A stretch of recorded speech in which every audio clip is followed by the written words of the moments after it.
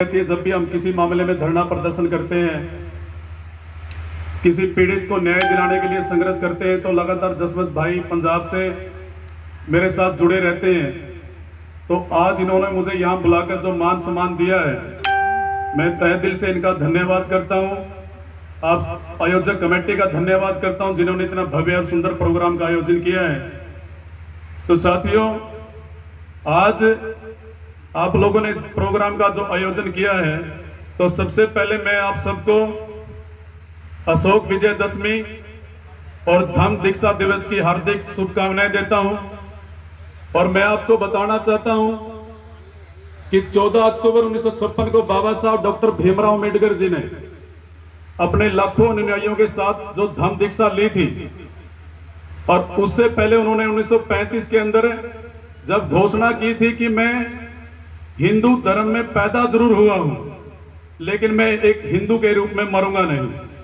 तो 1935 के बाद 21 साल तक बाबा साहब डॉक्टर भीमराव अम्बेडकर ने बौद्ध धर्म का अध्ययन किया, पढ़ा, परखा, और फिर 14 अक्टूबर 1956 को अपने लाखों अनुयायियों के साथ बौद्ध धर्म की दीक्षा ली जाती है। तो मैं धर्म के बारे में इतना नहीं बोलूंगा क्योंकि मुझे ज्यादा जानकारी नहीं है, लेकिन मैं एक बात जरूर कहूंगा। हरियाणा प्रदेश में 15 अगस्त 2018 को जब मैंने पहली बार बौद्ध धर्म की दीक्षा ली, वो किन परिस्थितियों में ली, किन हालातों में ली, मैं उस पर थोड़ा आपको बताना चाहूंगा।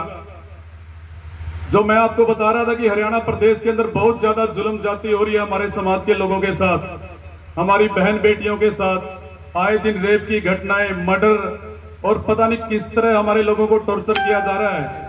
और इन तमाम मुद्दों को लेकर हरियाणा प्रदेश के अंदर एक अपनी मूवमेंट के साथ, अपने साथियों के साथ पीड़ितों को, शोषितों को न्याय दिलाने का कार्य कर रहे हैं। तो ऐसी एक घटना मेरे खुद के साथ जब बीती, मेरे परिवार में जब मेरे अंकल जी के साथ एक हादसा हुआ, तो मैं लगातार उस मामले को लेकर के लड़ाई लड़ रहा था, जींद सेशन कोर्ट से लेकर चंडीगढ़ हाई कोर्ट तक, फिर सुप्रीम कोर्ट तक, और फिर भी मुझे न्याय नहीं मिला। तो फिर हरियाणा प्रदेश में जो और मामले थे, जो पीड़ित, जो हमारे समाज के जो लोग थे, तो हमने सब तमाम लोगों को, ऐसे पीड़ित लोगों को इकट्ठा करके जींद के अंदर एक बहुत बड़ा आंदोलन चलाया, अनिश्चितकालीन धरना चलाया। और वो हरियाणा के इतिहास में उस धरने का वो नाम दर्ज हो गया कि हरियाणा के अंदर जो शोषित परिवार के लोग हैं, जो पीड़ित लोग थे, अनुसूचित जाति से वो संबंध रखने वाले जो लोग थे, उन लोगों ने हरियाणा के अंदर 13 महीने लगातार जींद की धरती पर बैठ के संघर्ष किया, धरना चलाया, न्याय के लिए लड़े। और उस धरने का मैं संचालक था। और मैं 13 महीने, साथियों, 13 महीने 391 दिन, जब हमने 9 फरवरी 2018 को आंदोलन शुरू किया, उस दिन से लेकर 6 मार्च 2019 तक मैं 13 महीने अपने घर नहीं गया। मैंने कसम खाई थी कि जो भी पीड़ित परिवार हैं, जो मेरी समाज की बहन बेटियों के जो रेप करने के बाद मर्डर कर दिए गए थे, उनको इंसाफ नहीं मिला, ऐसे केस में वहां पे लेकर के बैठा था। हमारे समाज के जो शहीद भाई थे, जो सेना में रहते हुए शहीद हुए थे, लेकिन हरियाणा सरकार ने उनको, उनके परिवार के सदस्यों को सरकारी जॉब देने का काम नहीं किया। उनके नाम से कोई शहीद स्मारक या पार्क या स्कूल कॉलेज नहीं बनवाया गया। तो वो 3 शहीद परिवार हमारे साथ उस धरने पर बैठे थे। और एक गांव था हमारे हिसार डिस्ट्रिक्ट का, जहां पे उस समय सोशल बायकॉट उस गांव के लोगों का, हमारे समाज के लोगों का किया गया था। तो ऐसे दर्जनों परिवारों को मैं साथ में लेकर जींद की धरती पर बैठा, साथियों, और हरियाणा सरकार से मांग की कि हमें न्याय दिया जाए। ये पीड़ित लोग हैं और इनको न्याय नहीं मिला, ये न्याय से वंचित है। तो हम लोगों ने 13 महीने वहां पर बैठ के संघर्ष किया। तो उसी दौरान की ये बात है, जब हम लोग वहां पे 6 महीने हम लोगों को वहां बैठे हुए हो गए थे, तो हम लोगों ने, मेरे जो साथी थे, हम लोगों ने फैसला किया कि आने वाली 15 अगस्त को हम तमाम लोग, जो पीड़ित परिवार के लोग यहाँ बैठे हैं, और हमारे साथ जो और दूसरे पीड़ित परिवार बैठे हैं, और उनके साथ जो हमारे समाज के लोग हमारा सहयोग कर रहे हैं, और 6 महीने से सरकार ने हमारी मांगों को पूरा नहीं किया, तो हम लोगों ने फैसला किया कि 15 अगस्त 2018 को हम लोगों ने सामूहिक तौर पर, जिस तरह बाबा साहब डॉक्टर भीमराव अम्बेडकर ने खुले मैदान में लाखों अनुयायियों के साथ धम्म दीक्षा ली थी, तो हमने हरियाणा सरकार को चैलेंज किया कि आपको पाकिस्तान का हिंदू का दर्द दिखाई देता है, आपको नेपाल के हिंदू का दर्द दिखाई देता है, लेकिन हम अनुसूचित जाति समाज के लोग आपके हिंदू धर्म से ही बिलोंग करते हैं, हम भी आपके हिंदू धर्म में आते हैं, लेकिन हमारी जो पीड़ा है वो आपको दिखाई नहीं दे रही। तो हम ऐसे धर्म को ठोकर मार रहे हैं जो सरकार कह रही है कि हम हिंदू धर्म के ठेकेदारों की जो सरकार है, अपने आप में हिंदू धर्म के ठेकेदार है वो, और हम उसी हिंदू धर्म से बिलोंग करते थे और हमारी गिनती भी उसी हिंदू धर्म में आती थी। तो हम लोगों ने फैसला किया, जब हम लोगों को 6 महीने वहां पे बैठे हुए हो गए थे, तो हमने 15 अगस्त 2018 को सामूहिक तौर पर 500 परिवारों ने जींद की धरती पर धम्म दीक्षा ली। ये मेरे जीवन में एक बहुत ही बड़ी घटना थी कि भले ही हमने मजबूरी में या सरकार को झुकाने के लिए हमने एक कदम उठाया, लेकिन वो क्षण ऐसा था, वो समय ऐसा था, हमारी मजबूरी बन गई थी उस धर्म को छोड़ने की। और हम लोगों ने 500 परिवारों ने मिलकर के, बाहर से हमने यूपी से भिक्षुगणों को बुलाया, हरियाणा के जो हमारे आसपास के भिक्षुगण हैं उन्होंने तो हमारे प्रोग्राम में आने के लिए भी मना कर दिया था। आप लोगों को अच्छी तरह मालूम है कि चाहे हम राजनीति के क्षेत्र में काम कर रहे हैं, चाहे शिक्षा के क्षेत्र में काम कर रहे हैं, चाहे हम धर्म के क्षेत्र में काम कर रहे हैं, और चाहे हम मेट्रो सिटी के क्षेत्र में सोशल एक्टिविस्ट के तौर पे काम कर रहे हैं, हम जिस भी क्षेत्र में काम कर रहे हैं, ये जरूरी नहीं है कि वहां हम लोगों को हर आदमी ईमानदार मिले। तो वैसे ही हमारे धर्म के अंदर मिलावट हो रही है। बहुत फर्जी भिक्षुगण हमारे मोहल्लों में है, आसपास में है, जो धर्म का सहारा लेकर अपना परिवार चला रहे हैं। तो हमारे हरियाणा में हमारे आसपास में जितने भी भिक्षुगण थे, जब मैंने उनको फोन के माध्यम से सूचित किया कि 15 अगस्त को जो आजादी का दिन है, उस दिन हमें बौद्ध धर्म की दीक्षा लेने वाले हैं, आप लोग आए और हमें बौद्ध धर्म की दीक्षा दें, तो हमारे आसपास के भिक्षुगणों ने हमारे प्रोग्राम में आने से मना कर दिया कि भैया आप तो खुले मंच में, खुले मैदान में दीक्षा लेने का कह रहे हो, इतना बड़ा खतरा हम लोग ले लेंगे, हरियाणा में हमको रहना है, हमारे भी परिवार है, बाल बच्चे हैं। तो हमने यूपी से बौद्ध भिक्षुगणों से संपर्क किया और यूपी से हमारे पास 5 बौद्ध भिक्षु आए और उन्होंने हमें धम्म दीक्षा देने का कार्य किया। लेकिन इसके बाद दुर्भाग्य है हमारा कि हमें कोई अच्छा बौद्ध भिक्षु उसके बाद हमें नहीं मिला कि हम धम्म के बारे में ज्यादा जान सकें और ज्यादा गहराई में उतर सकें। लेकिन हम लोग सोशल एक्टिविस्ट के तौर पे हरियाणा में काम करते हैं, तो हमारे पास इतना समय भी नहीं था, क्योंकि आए दिन इतनी एट्रोसिटी की घटनाएं थी, लगातार हम धरने प्रदर्शनों में बिजी रहते थे। तो साथियों, मैं ज्यादा समय आपका नहीं लूंगा, मैं सिर्फ एक घटना का और अभी जिक्र करूंगा। आज के समय में मेरे गांव में मेरा और मेरे समाज के लोगों का सोशल बायकॉट हो रखा है। मेरे गांव में अभी अगस्त में एक घटना घटी थी, 27 अगस्त की बात है। एक 11 साल के नाबालिग बच्चे को गांव में दबंगों ने, जाट कम्युनिटी के लोगों ने 11 साल के एक मासूम से बच्चे को 4 जगह अलग अलग जगह पीटा, और उसकी एक जगह की वीडियो वायरल होगी। 1 मिनट 38 सेकंड की वीडियो थी, आप लोगों ने सोशल मीडिया पे देखा भी होगा। एक बच्चे को चप्पलों के साथ, थप्पड़ों के साथ, लात मुक्कों के साथ पीटा जा रहा है, और वो वीडियो वायरल होगी। मेरे गांव की घटना थी, वो मेरे गली का वो बच्चा था, और शाम को 7 बजे जब मुझे इस घटना का पता चला, वो वीडियो देखी, तो साथियों, जो वो आरोपी लोग थे, जो जाट कम्युनिटी के लोग थे, जो दबंग थे, उन लोगों ने पीड़ित परिवार के जो बच्चा था उसके माँ बाप को धमकी दी कि थाने में हमारे खिलाफ मत जाना। लेकिन वीडियो वायरल थी। हम लोगों ने अपने जो मोहल्ले के हमारे युवा साथी थे, हमने आपस में बातचीत की कि मामला बड़ा संवेदनशील है, एक मासूम बच्चे को इस तरीके से पीटा गया है। ये एक पूरे समाज को दबाने के लिए काम किया गया है कि इनके जो लोग हैं वो हमारे इस कृत्य को देखकर दब जाएंगे और हमारे नीचे रहेंगे, हमारे गुलाम बनके इस गांव के अंदर रहेंगे।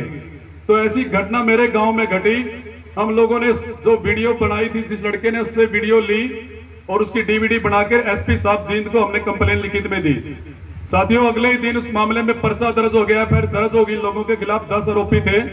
वीडियो में साफ साफ वो नजर आ रहे थे उस बच्चे को पीटते हुए।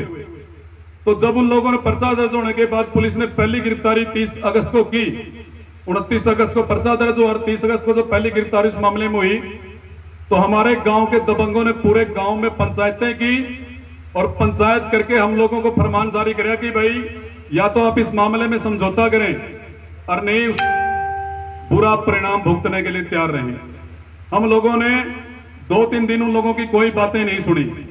फिर वो लोग 2 सितंबर को मेरे घर पे आकर के, मेरे घर पे हम 4 साथी बैठे थे जो आज भी इस लड़ाई को लड़ रहे हैं। हम 4 साथी थे, वो लोग आए और उन्होंने हमें धमकाने का कार्य किया, हमें मजबूर किया कि आप लोग समझौता करें, कोरे कागज पे अंगूठा लगाएं और इस मामले को गांव में ही निपटाएं।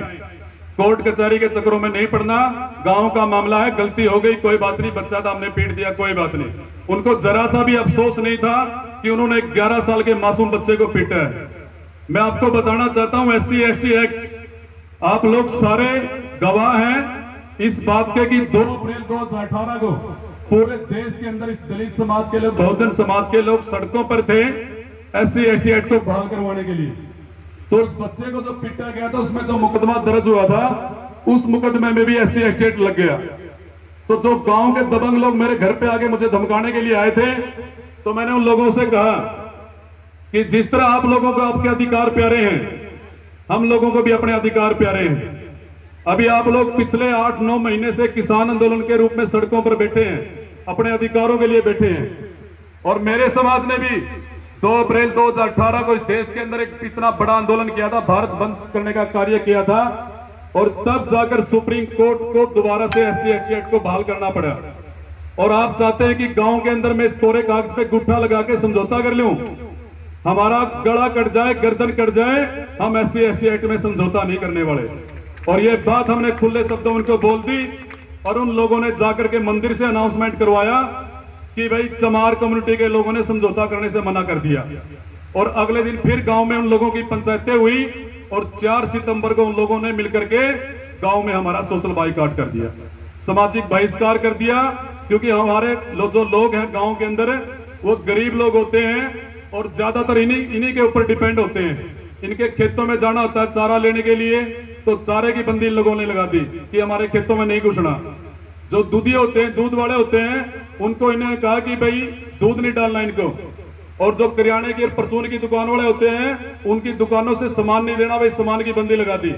और गांव के अंदर जो उनके जोड़ा साहब डॉक्टर होते हैं, फर्जी डिग्री वाले, उनको बोला गया कि आप इनको दवाई नहीं देंगे। तो इन लोगों ने हमारा पूर्ण रूप से सोशल बाइकआउट कर दिया, और उसके बाद हम लोगों को मजबूरी से गांव से पलायन करना पड़ा। आज भी हम लोग 42 दिन हो गए गांव से बाहर हैं, दर दर की ठोकरें खा रहे हैं, बेघर हैं, लेकिन हम लोगों ने कॉम्प्रोमाइज नहीं किया, लड़ रहे हैं। और जो आरोपी बच्चे को पीटने वाले जो 10 आरोपी थे, उनमें से 4 जेल में जा चुके हैं, 6 बाकी हैं। लेकिन अभी तक जींद पुलिस ने सोशल बाइकआउट के मामले में FIR दर्ज नहीं की, और उसके लिए लगातार हम लड़ रहे हैं प्रशासन से, सरकार से, कंटिन्यू धरना प्रदर्शन भी कर रहे हैं, लेकिन हमारी सुनाई नहीं हो रही। उसका कारण क्या है? जिस विधानसभा में मेरा गांव आता है, उस विधानसभा से जो विधायक है वो हरियाणा सरकार में डिप्टी CM है, और डिप्टी CM ने अपने आदमियों को बचाने के लिए पूरा जोर लगा रखा है। और हमने भी कसम खाई है, जब तक बच्चे को न्याय नहीं दिला लेते और जब तक सामाजिक बहिष्कार करने वाले लोगों को अंदर नहीं पहुंचा देते, हम चैन से बैठने वाले नहीं। तो साथियों, समय कम है, मैं माफी चाहूंगा ज्यादा समय आपका लिया। बहुत मामले हरियाणा के अंदर हम लोग कंटिन्यू काम भी कर रहे हैं, लेकिन मैं आप लोगों को सिर्फ एक अपनी लास्ट बात करके अपनी वाणी को विराम देना चाहूंगा।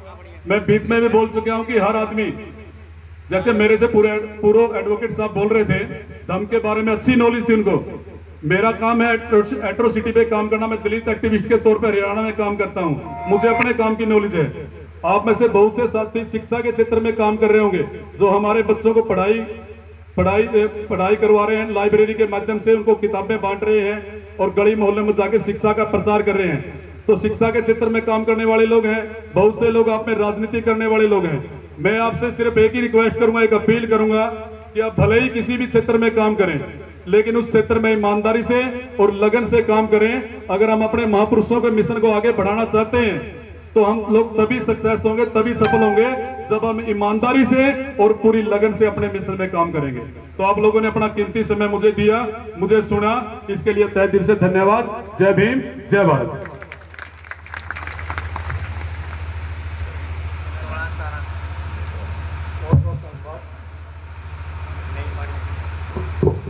बहुत बहुत धन्यवाद। हूँ मैं बेनती करा, क्योंकि समय दी समझते हुए